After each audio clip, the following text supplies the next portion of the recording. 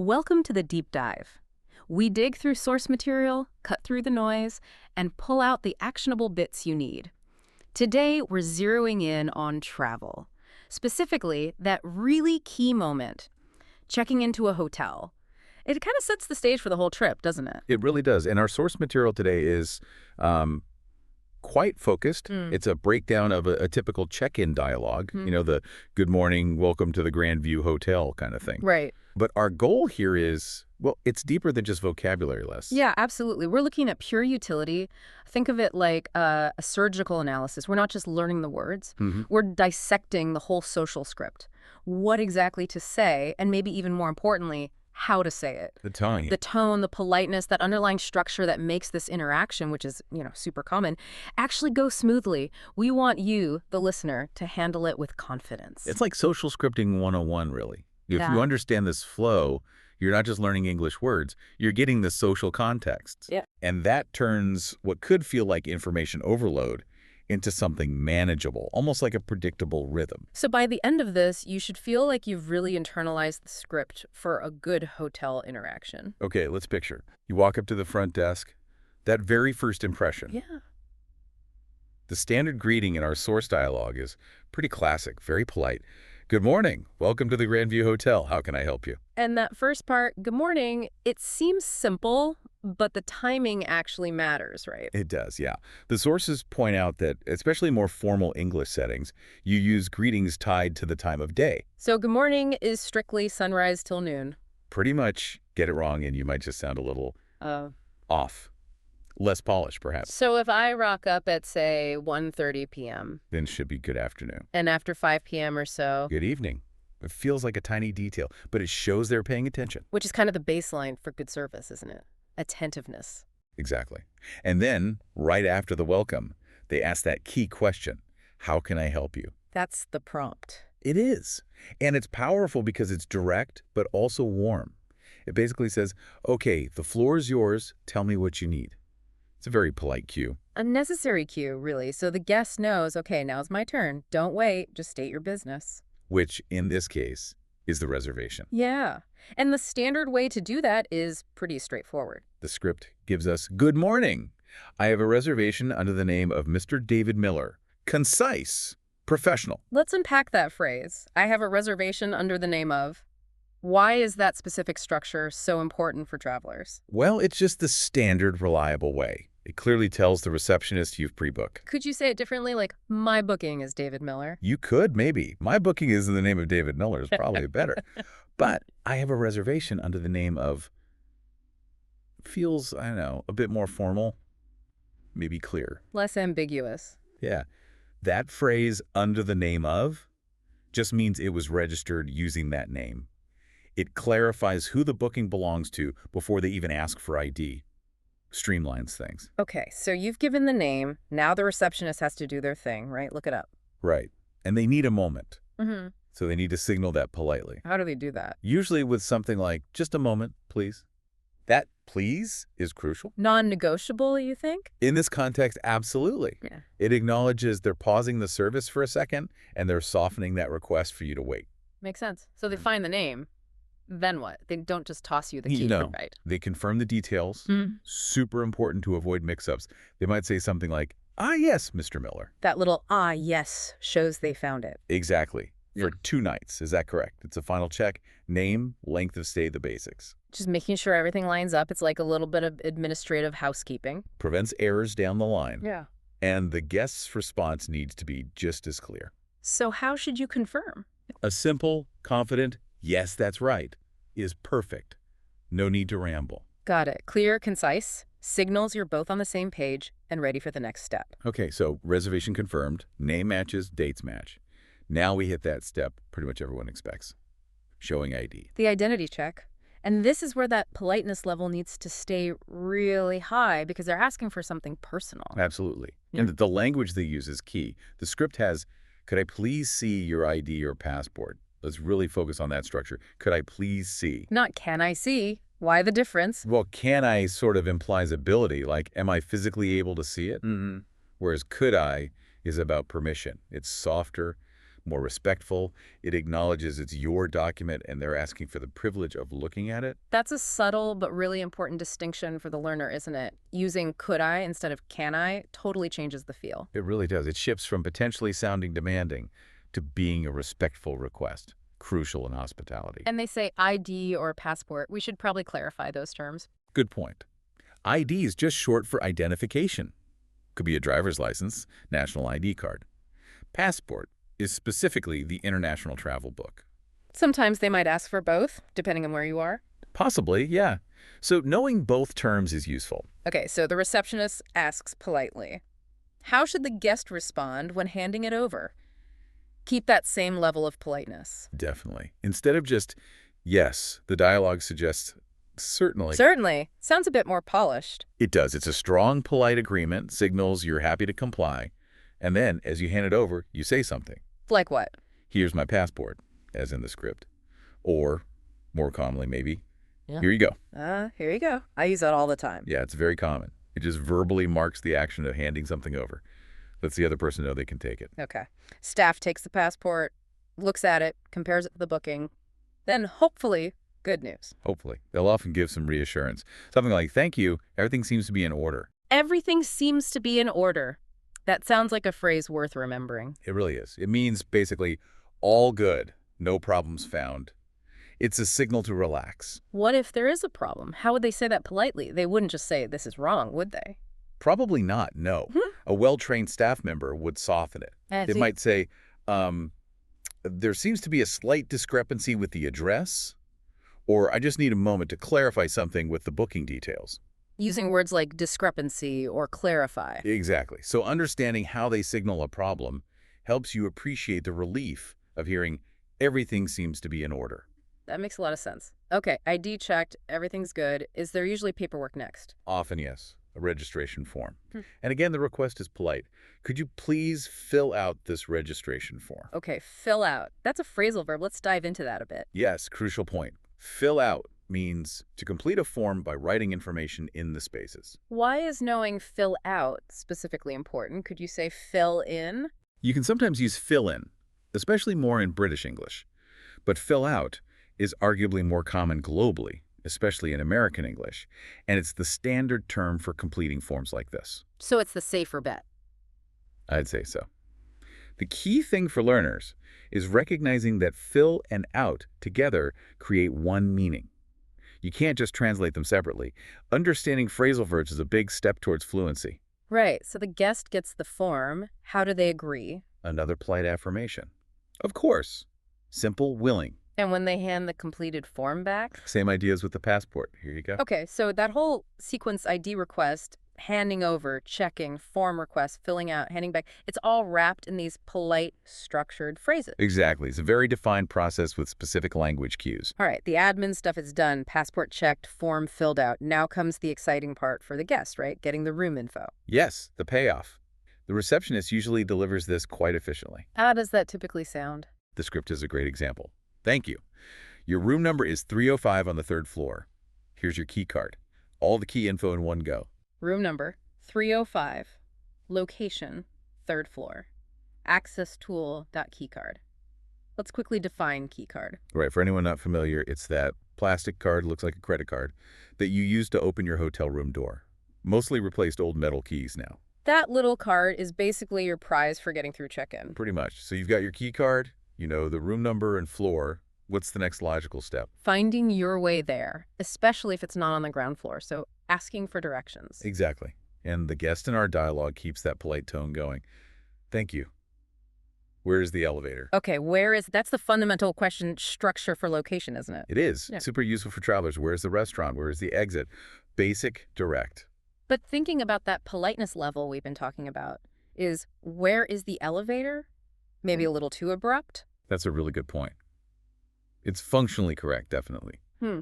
But in a nice hotel, could you soften it? Yes. How? Well, the guest in the script did say thank you first, which helps. Even better might be, excuse me, where is the elevator? Or, could you tell me where the elevator is, please? Adding that excuse me or could you tell me just elevates it a bit. Exactly. Turns it from just asking for info into a slightly more polite inquiry. Okay, good tip.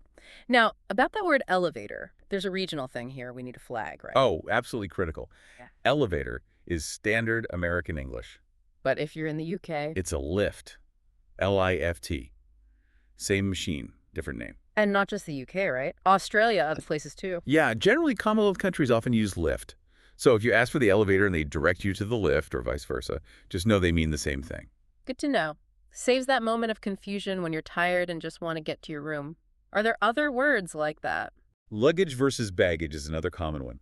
Luggage is more British, baggage more American, though both are widely understood. Right. Okay, so you've asked where is the elevator or where's the lift? hmm How does the staff typically reply? They need to give clear directions, usually quite specific. Yeah. The script has the elevator is just around the corner to your left. Let's break that down. Just around the corner, what does that imply? It means it's very close. You don't have a long walk ahead. It's nearby, probably just out of immediate sight. Provides a sense of proximity. Nice. And then the crucial part, to your left. Absolutely vital. Yeah. Directional words, to your left, on your right, straight ahead at the end of the hall. You need to listen carefully for these. And if you're unsure, is it okay to repeat it back? Like, sorry, did you say to my left? Totally okay. In fact, it's a good idea if you're not certain. Clarifying directions avoids wandering around lost. So, mastering those simple directional phrases is just as important as knowing the word elevator or lift, right? So you know how to get to your room. Mission accomplished on that front, but then those other needs start to kick in. The essentials beyond just the bed, like food and nowadays Wi-Fi? Exactly. Sustenance and connectivity. Let's start with food, usually breakfast. How do you ask about that? The script gives us a nice standard way. Great. And what time is breakfast served? Perfect phrasing. What time is served? That's a very common and polite structure for asking about meal times at the hotel. Breakfast, lunch, dinner, whatever they offer. Did you say, when does breakfast start? You could, yeah. Or what are the breakfast hours? Those work too. But what time is breakfast served? Feels, again, maybe slightly more polished. Fits that hotel context well. Okay. And the receptionist's answer needs to be clear. The script has, breakfast is served in the dining room on the ground floor from 7 a.m. to 10 a.m. Lots of info there. 3 key pieces. Where, which floor, and when. Let's talk about the floor first. Ground floor. This can trip people up, can it? It really can, especially for North Americans. In the U.S. and Canada, the street level is usually called the first floor. Right, so if you hear ground floor, you might get confused. Exactly. But in many other parts of the world, the UK, Europe, Australia, the ground floor is the street level. The floor above that is the first floor. Ah, okay, so if the dining room is on the ground floor, don't go looking upstairs for the first floor. Precisely. Ah. Knowing that distinction can save you some confusion. It's a small thing, but it causes silent stress for a lot of travelers. Good tip. Then the time, 7 a.m. to 10 a.m. Pretty clear. Usually, yeah.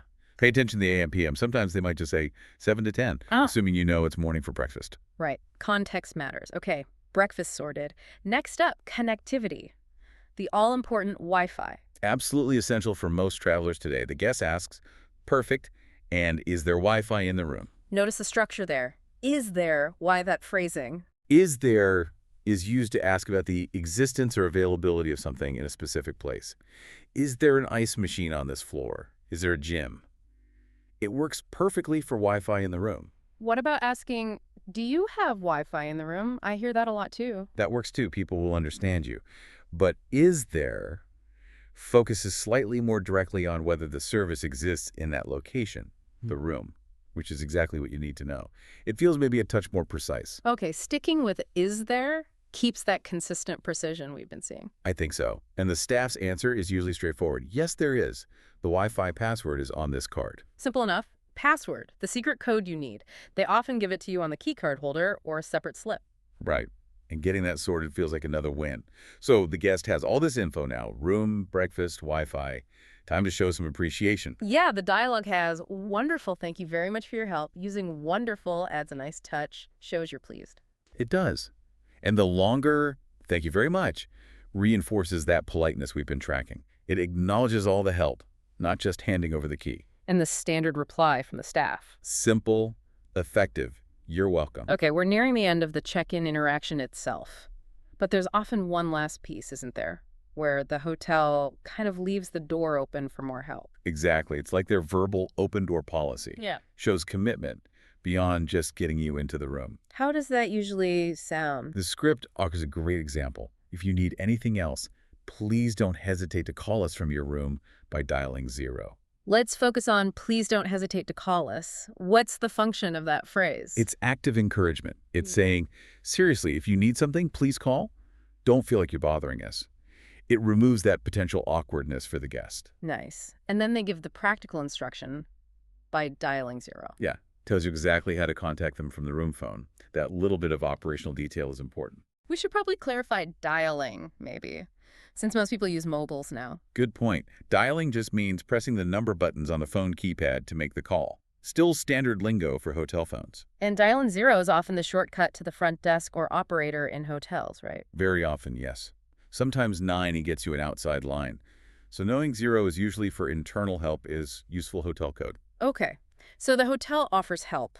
How does the guest respond to that? The script gives a nice alternative to just another thank you. The guest says, I appreciate that. Enjoy your day. I appreciate that. Why use that instead of thank you? It just feels a little warmer, maybe, a bit more personal. It signals you really value the offer or the effort they've made. It's a nice touch. And then they wish the receptionist well. Enjoy your day. Yes, a polite closing. Yeah. And the receptionist returns the sentiment.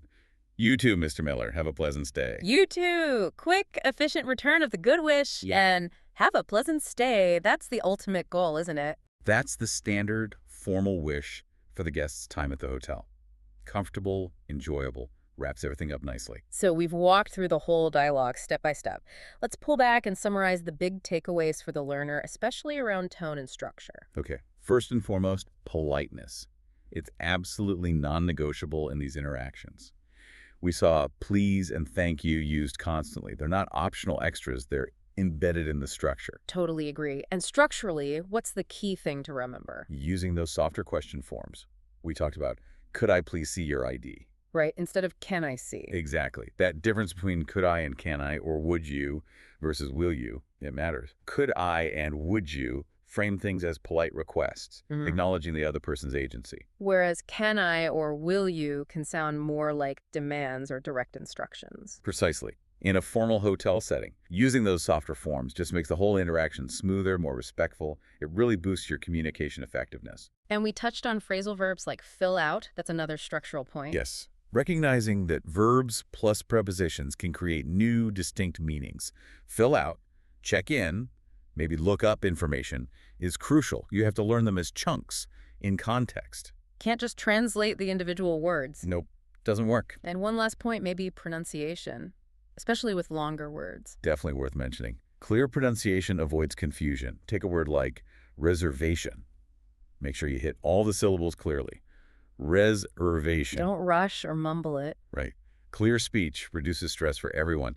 So this whole check-in process, it's really a masterclass in structured politeness. By learning this flow, you're not just memorizing words. No, you're internalizing a social script. You're learning the rhythm, the expectations, and that builds real confidence. So the goal here was to give you, the listener, a really detailed map of that whole check-in landscape.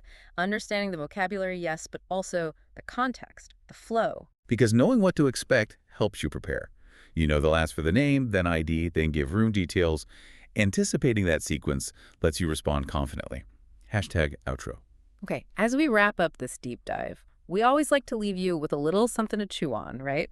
A way to apply this immediately. So we've covered the absolute basics. Getting your room key, finding out about breakfast, checking the Wi-Fi, done. Right, the essentials are sorted. But now, think about this. What's the first non-essential thing you'd ask the receptionist right after that? Using the structures we talked about. Yeah, how would you use that where is structure for something else you need? Maybe, where is the nearest ATM, or where is the hotel gym? Or applying the what time is structure. You could ask, could you tell me what time the pool opens? Or what time does the hotel bar close? It's about taking those polite, structured phrases we dissected. Could you tell me where is, what time is, and applying them to your specific needs beyond just the check-in basics. Start practicing that in your head. Think about what you would genuinely want to know next.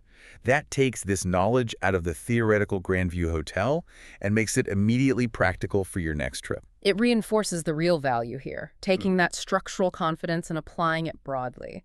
You're definitely better equipped now to handle that key travel moment. Absolutely. So keep practicing, Keep applying it and travel safely. Thanks for diving deep with us today. Until next time.